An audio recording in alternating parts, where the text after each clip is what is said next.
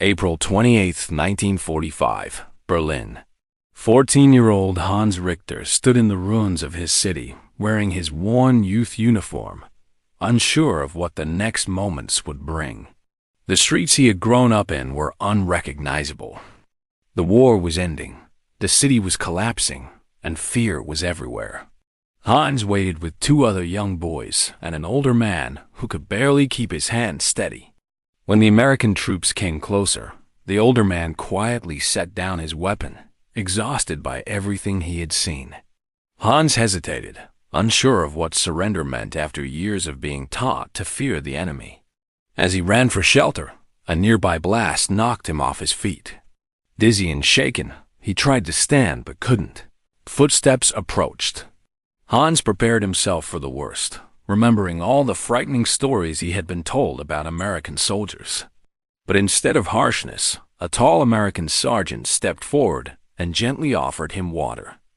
Hans didn't understand the words, but he understood the gesture. It was kindness, unexpected, simple, and real. The sergeant's name, Hans would later learn, was Sergeant Thompson. He wasn't angry, and he wasn't there to harm anyone. He looked at Hans and said softly, "You're just a kid." Even without knowing English, Hans understood the tone. Everything he had believed about the world started to shift in that moment. Hans had lost most of his family during the war and had been living alone in a collapsing city. Every person he had relied on was gone, and every lesson he had been taught about the outside world was turning out to be untrue. After his surrender, Hans was taken to a temporary holding camp. It was crowded but safe. The prisoners were processed, given food, and treated humanely, completely unlike the terrifying stories he had grown up hearing. On the fourth day, Sergeant Thompson returned with a set of clean clothes and a pair of sturdy boots. Using an interpreter, the sergeant explained that Hans reminded him of his younger brother. Hans had never expected compassion from someone he was told was his enemy. Thompson visited him regularly, bringing small meals, helping him learn English, and asking about his family. When Hans explained that his parents had passed away, the sergeant expressed sincere sympathy. It was the first time Hans had ever heard an adult speak honestly about loss without blaming others. As the months passed and the war officially ended, Hans was moved to a better camp with proper bunks and regular meals. Most prisoners were preparing to return home, but Hans had no home left. Thompson, now stationed nearby, continued visiting, teaching him, encouraging him, and helping him imagine a future beyond the war. For the first time in years, Hans felt hope. "What were you hoping to become?" One afternoon, Thompson inquired. Hans had to consider it prior to the conflict. "It seemed like the life of someone else, engineer, just like my dad." "You possess sufficient intelligence. You are capable of doing it." "I am incarcerated. You're a child who got involved in something that wasn't your fault." Their chats were suspiciously observed by other inmates. Some believed Hans was working together. Some of them, the elder ones who had served in France and witnessed the SS engage in activities they were not allowed to discuss, had an understanding. The Americans were not the enemy, as Hans was just starting to realize. They had never been the adversary. All along, the adversary had been dressed in German uniforms. In the barracks, 16-year-old Klaus confronted Hans, gripping his old uniform as if it were the last piece of his former world. "You've changed," Klaus shot back. "You're chatting with the Americans, picking up their lingo, and accepting their help. What's going on?" "Klaus, the war is over." Hans looked directly at Klaus and stated, "The war is never over, Klaus. Everything our leaders told us was false. The only reason we are not starving is because of the Americans who were meant to torture us. They are controlling. Why? We would be dead if they wanted us dead. Rather, they are providing us with greater food, instruction, and care than our own commanders ever did." Klaus was at a loss for words. His shoulders trembled as he turned away. Hans felt depressed rather than triumphant. All of them had been indoctrinated as kids to hate, and die for falsehoods. September of 1945. Thompson told him about his family's home with the large front porch, about farms that stretched to the horizon, about his father, who had arrived from Germany in 1920, and about his mother, who cooked apple pie. "You're German?" "Wait," Hans inquired. He could now carry on basic discussions in English. "Actually, your grandfather was from Bavaria, which is where you are from." Hans's mind faltered. "But you engaged in combat with Germany." "Well, just as you fought for your country, I fought for America, my home, and my country. I battled for falsehoods. You fought because you were told to, because you were a child and didn't know any better, and because everyone else was fighting." Thompson bent over. "You are not accountable for what they led you to believe, Hans. Right now, you are solely accountable for your actions. What am I able to do? I don't have anything. No house, no family." Thompson was silent for a considerable amount of time. "What if you moved to the United States?" Hans chuckled, resentful and worn out. "I am a prisoner from Germany. I can't simply travel to America. What would happen if I adopted you?" The world came to a halt. Hans waited for the punchline as he gazed at Thompson. Thompson, however, had a serious expression on his face. Thompson remarked, "I have been thinking about it for months, speaking with the chaplain, attorneys, and anybody else who might be able to help. It won't be simple. You are a bright young man with your entire life ahead of you, Hans, but it might take a year or longer. You should be given an opportunity." "Why?" Hans's voice broke. "Why would you act in this way? The adversary is myself. I aimed a weapon at your troops. Every lie they told me about you, I believed." Thompson answered simply, "You were a child. Additionally, you are no longer the adversary. You are simply Hans, a young man in need of a family." He hesitated. "My younger brother passed away in France. You make me think of him. And perhaps this is the way we end the cycle. Perhaps this is how we turn all of this death into something positive." Hans was unable to breathe or speak. He was to be adopted by an American soldier. His adversary aspired to be his father. "Yes," Hans muttered. "Yes, please." Because Hans was a foreign national and a former enemy combatant, the adoption procedures, immigration laws, and military rules made the paperwork extremely difficult. Thompson wrote letters to politicians, called in favors, and navigated bureaucracy for months. During those months, Hans studied English. Thompson primarily sent him books and newspapers to help him practice, but he also studied American history, including the Bill of Rights and the Declaration of Independence. Growing up under Nazi philosophy made ideas like "all men are created equal" seem unreal. "Are you aware of the camps?" One December 1945 evening, Thompson inquired. They were strolling around the perimeter of the compound. Thompson's guardian status was still pending. Hans understood his meaning. By then, everyone was aware about Dow Bergen-Belsen, the photos, and the testimonies.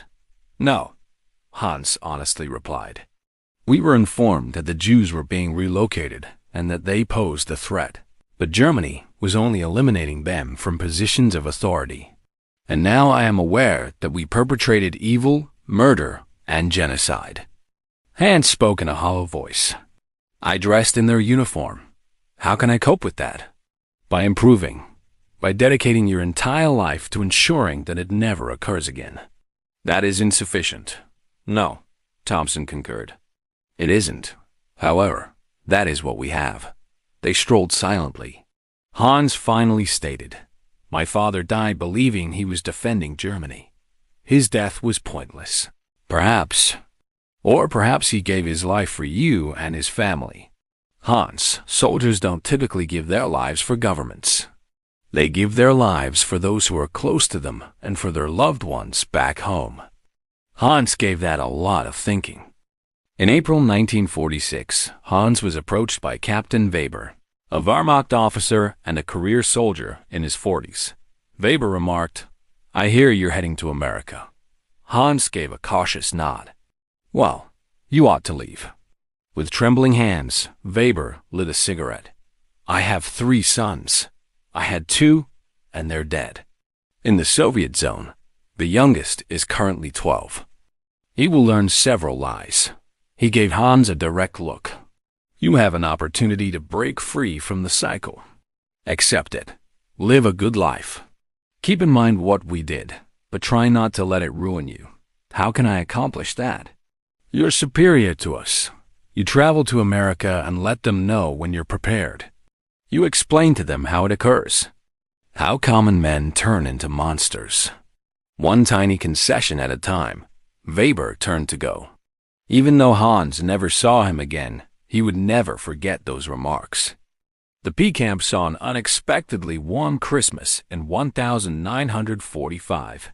Hans found it fascinating that the Americans organized a ceremony with both Catholic and Protestant pastors. He had never witnessed the ease with which German military chaplains collaborated. The chaplains from the United States appeared to be on good terms with one another. A little bundle wrapped in brown paper was the gift that Thompson brought him.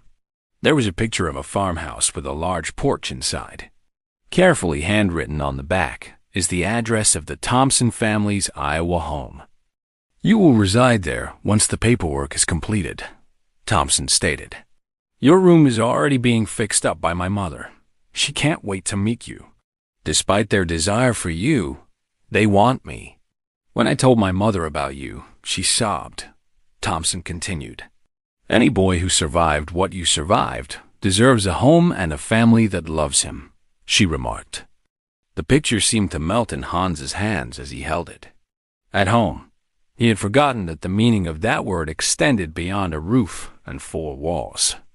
Home meant people who cared whether you lived or died, safety and a sense of belonging. He ran his finger over the contour of the house, trying to picture himself there, sitting on that porch, having supper at a table with people who weren't starving, scared, or on the verge of death. It seemed unattainable. However, an American had also offered him water. So had generosity from a foe. And so had survival itself. Perhaps unthinkable events occurred more frequently than Hans had been led to believe. July of 1946. With paperwork in hand and a broad smile on his face, Thompson showed up at the compound. "We understand. Every permission. As long as you have final immigration approval, you are officially my son. In 2 weeks, we will depart." Hans's knees failed him. Thompson grabbed him and steadied him. "Are you certain?" Hans muttered. "You're certain you want?" "I'm positive. My parents are certain." "Hans, your family. Since the day I handed you that canteen, you have been my family." At that moment, Hans shed ugly, trembling tears for his parents, his little sister, all the boys who had died needlessly, the kids killed in camps, everything that was shattered and lost and would never be restored. Through it all, Thompson supported him. "I am aware," Thompson muttered. "Son, I am aware. I am aware." The word was equally healing and painful. It was like traveling to a different universe on the plane to America. Below, a war-torn Europe. Ahead, an affluent, fascinating, and terrifying nation that has never been bombed. With his face pushed against the window, Hans observed the limitless Atlantic underneath him. Millions of men had traveled over this same ocean to fight somewhere down there. In France, his father had engaged in combat with a few of them. Hans was now leaving behind everything he had ever known as he crossed it in the opposite direction. He left the ruins behind and headed for something he didn't quite think was real. As usual, Thompson sat patiently next to him. Hans nodded nervously. "What happens if they don't like me? What happens if I can't?" "You'll be all right, and they'll love you. Better than fine." Thompson grinned. "For the past 3 days, my mother has been baking. I believe she has prepared every recipe she is aware of. By now, the house most likely smells like a bakery." Hans muttered, "I can't recall what that smells like." Thompson's grin dimmed. "You will once more." "Hans, I swear to you." You'll recall the flavors, scents, and sensations of safety. Hans desired to take him at his word. Tried to think of safety as more than just not being in danger right now. He tried to picture a life in which he didn't wake up looking for his next meal, anticipating shells, or wondering if the trap would finally spring today. Tried to see myself in American captivity as someone other than a German soldier. I tried to picture myself as someone's son once more. At the Des Moines airport, Thompson's parents received them. Before Hans could even introduce himself, Margaret Thompson gave him a powerful maternal hug that was full of acceptance. "Welcome home, Hans," Frank Thompson remarked, shaking his hand with a farmer's grasp. Home. The house was real, yet the word still felt alien. The room they had set up was real, complete with a desk by the window and a bed with real bedding.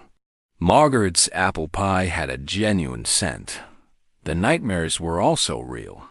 For the first 6 months, most evenings Hans woke up screaming Soviet artillery, Berlin falling apart, his mother's voice calling his name from under the debris. "Dad, James Thompson." Hans was practicing saying it. Thompson supported him the entire time, never passing judgment or making demands. "Hans, go on. Just be there." One night at 3 in the morning, Hans sat on the porch as Iowa's expansive sky wheeled overhead and declared, "I kill people. I aim my rifle at your soldiers. If I had the chance, I would have shot them. I am aware. How are you able to forgive that? You were 14. You were doing as you were told." Thompson groaned. "You have been deceived your whole life. Hans, I have also killed people, German soldiers who, like you, most likely had families and did not want to be there. We are all transformed into things we shouldn't be by war. How do we forgive ourselves? Is not the question. How do we live with what we have done and still choose to be better? Is the question. I'm not sure how. I don't either, but we work it out together. With the exception of crickets and the far-off sound of wind blowing across corn, the Iowa night was silent. Berlin's stillness was very different. There was no screaming, no artillery, and no building collapses. Just the kind of tranquility Hans had long since forgotten. Hans muttered, "Thank you, for seeing something worth saving, for not giving up on me. There was always something worth preserving. There has always been something worth keeping. Ever since I saw you on that street, bleeding, terrified, and still a young child." They sat together till the horizon was turned gold by dawn. In the fall of 1947, Hans started high school. His accent made it clear to the other students that he was German, though most were unaware of the specifics. He was merely Thompson's adopted son, the unfortunate child whose family had perished in the conflict. It's true that he was very good at math and physics, developed friends slowly, and dated Sarah, whose understanding of his poor English and didn't question him about the shadows that occasionally appeared on his face. He picked up baseball, but he was never very good at it. He corresponded with known former inmates.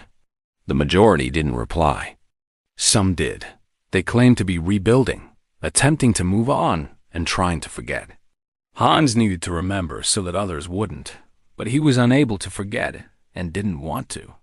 Like his father, he studied engineering at Iowa State. In 1953, he graduated first in his class. In 1954, Hans wed Sarah. When Hans watched her coming down the aisle wearing her grandmother's wedding gown, he sobbed because he was happy that he had made it to this moment and because he had been given another chance at life somewhere among the rubble of Berlin. When he took the oath of citizenship in 1955, tears streamed down his face as James and Margaret Thompson grinned proudly. He was employed by an aerospace company where he designed satellite components and worked on projects that launched Americans into space, such as tiny pennants for German rockets. In addition to teaching English and German to his 3 children, he also taught him how to drive a tractor and told them stories of Grandpa, Frank S. Patience, and Grandma Margaret S. Apple Pie. He kept Berlin a secret from them until they were adults. Horrified and perplexed, his eldest daughter questioned, "You were a Nazi?" Hans kindly corrected. I was a child who believed what I was taught. Being a Nazi is not the same as that. However, I was dressed in their uniform. I had their firearm with me. I fell for their falsehoods. And for the rest of my life, I will have to live with that knowing. How? By being your dad. By showing you love and training you to challenge authority and think critically. By becoming the person your grandfather, James, inspired me to be. According to the doctor, James Thompson's 1978 heart attack was swift and painless. As he went by, Hans gripped his hand. He said, "Thank you, Hans, for everything. For providing me with a home, for being my father, and for seeing a person rather than an enemy." James gave a feeble smile. "Hans, you were always worth saving. Always." His final words were those. At the funeral, Hans gave a speech. He recounted the entire tale, including the 14-year-old Hitler Youth soldier, the water canteen, the gradual metamorphosis, and the adoption that shouldn't have been conceivable. Hans continued, "He was the enemy who became my father, in a calm yet tearful manner. I was the adversary who turned into his son. And he taught me what it meant to be truly courageous. Not brave enough to fight, brave enough to forgive, brave enough to love in that metamorphosis, in that decision to recognize humanity rather than nationality, and to provide compassion rather than retaliation." With the exception of faint sobbing, the church was silent. Hans went on, "The war taught me to hate. I learned to hope from James Thompson. I hope we all take the appropriate lesson." Hans lived for a further 30 years, during which he witnessed the fall of the Berlin Wall, returned to Germany to stand at his parents' memorial, and spoke at Holocaust commemoration events, sharing his tale as a warning. He said, "I was an ordinary boy in front of packed classrooms. Ordinary, not unkind nor bad. And I fell for extraordinary deception. I want you to know that anyone, wherever, at any time, can experience it. Ordinary people become capable of crimes when they are trained to obey without question, fed propaganda rather than the truth, and informed that a particular group of people is your enemy. However, I also want you to know that breaking the cycle just requires one individual. One individual must choose kindness over cruelty. One individual should view a human being rather than an adversary. That was done for me by James Thompson. I am here to share this tale with you because he did. My purpose in life is to raise better informed children. I want to be greater than what the Reich attempted to shape me into. That is the legacy of my father, and it can also be yours." At the age of 77, Hans Richter Thompson passed away in 2008. His 3 children, 7 grandchildren, and engineering career were all featured in his obituary. It stated that he was adopted by an American soldier and immigrated from Germany following the war. Because Hans would have wanted people to know that even child soldiers can become good. Men, even former adversaries, can become family, and even the deepest indoctrination can be reversed by one person's kindness his children invited, the others to his burial service. The final entry Hans made in a journal, which his daughter discovered after his passing. "I was trained to hate throughout my early years. I spent my adolescence learning that I had been deceived. Throughout my adult life, I struggled to live up to the man who saved me, not from death, but from being what they wanted me to be. I wasn't merely adopted by James Thompson. He restored my humanity. He demonstrated to me that we can choose to use or reject the term enemy. That kindness is more powerful than propaganda. One person's bravery in seeing past boundaries in uniforms has the power to transform a life. I altered mine. The enemy was me. I became his son. The miracle is that, not that I made it through the conflict, that my soul was unharmed during my survival, that I discovered how to love rather than hate, that I was able to become a father and show my kids what real bravery looks like." It appears to be an adversary who stated, "You are just a kid." Sometimes, breaking all the rules just to save a life feels like the toughest choice ever. My own, I hope I did him proud. I hope I turned out to be the son he thought I could be. When others encounter their own adversaries, I hope they keep in mind that everyone has the potential to become what James Thompson was to me. Everyone has the ability to choose love. He was laid to rest beside James Thompson at the cemetery with a view of the endless expanse of farmland in Iowa. 2 headstones next to each other, a father and a son, an American and a German, an adversary and a family people who demonstrated that propaganda, boundaries, hatred, and conflict have no last say over who we are or what we can become for one another. The story goes on as the wind blows across Iowa corn, because every generation needs to hear it, remember it, and understand that we can choose to love even in the darkest periods of conflict and when everything tells us to hate. We still have the option to view who's wearing the uniform. We still have the option to be more than what society demands of us. That is the legacy of James Thompson. Hans Richter's testimony is that, long after the guns stop firing, that is the reality that endures. Perhaps the most potent lesson of all is that, even in our darkest moments, when retaliation seems reasonable and hatred appears justified, one act of kindness may reverberate through centuries. A single canteen of water has the power to save a soul as well as a life. I appreciate you watching. I hope you now have a better grasp of the past thanks to this historical tour. Remember to subscribe for more impactful stories.